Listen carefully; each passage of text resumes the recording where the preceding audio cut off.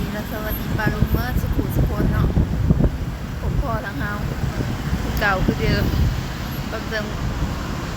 เกือบที่เขา1 เดือนแล้วนะทุกคนผมคอยมีเวลาทุกคนมาพี่กันเนาะผมคอยมีเวลาอัดคลิปดูว่าเลิกงานดึกแหละเลยผมคอยมีเวลาตอนนี้ก็นั่งเลิกงานแล้วตอนนี้เนาะก็มานั่งถ้าเมื่อยแหละโอ้สิย่างมาข้างย่างแล้วเนาะนี่ก็ตลาดข้างหลังก็มานั่งลงรถคนเดียวทุกคนเมื่อยฮะก็เลิกงานกินขนมพากระยาเนาะย่างบ่ไหวเติมพลังก่อนปืนกับเข้างานตั้งแต่6 โมงโอ้โหสิเลิก7 โมงเพราะว่าเป็นวันโกนเลยโกนนั่นค่ะ3 มื้อเรียนติดเนาะเข้างาน6 โมงมีตอนโกนนั่นค่ะแล้วก็เข้างาน7 โมงเช้าอันนี้เข้างาน6 โมงเช้าเมื่อยสาวผ้าลาลอยชีวิตบ่เคยมาใช้ชีวิตวันนี้ลองบางทุกคน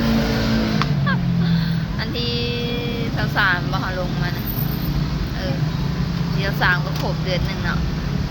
ที่ลงมาใช้ชีวิตอยู่ไทยลำพังทุกคนเดียวแตกต่างกับบ้านเฮาแฮงทุกคน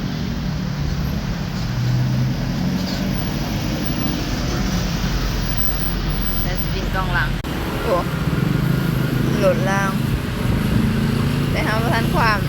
น้องชิ้นยางแล้วความได้สะพานคนเนาะห่างสักหน่อยก่อน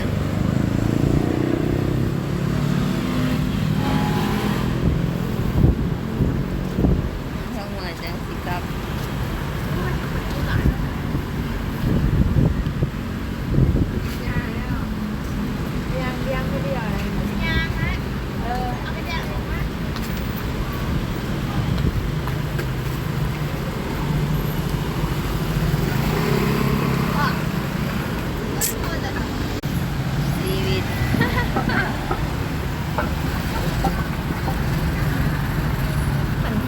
สาวทรงด้านหน้าก็ได้ไปต่อบัตรแล้วทุกคน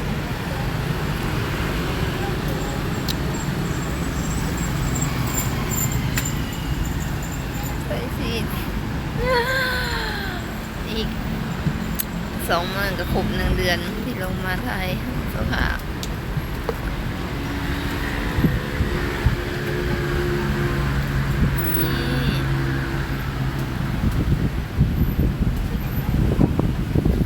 เมื่อหน้าสิอัดคลิปให้เบิ่งตอนเด็ดงานเนาะทุกคน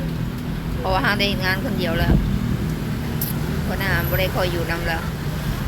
เพราะว่าเราเริ่มเป็นแน่ในคณะตั้งกล้องไว้แล้วเพราะเราสิทำขาพวงมาลัยหรืออย่างแบบสินะเดี๋ยวเมื่อหน้าตั้งกล้อง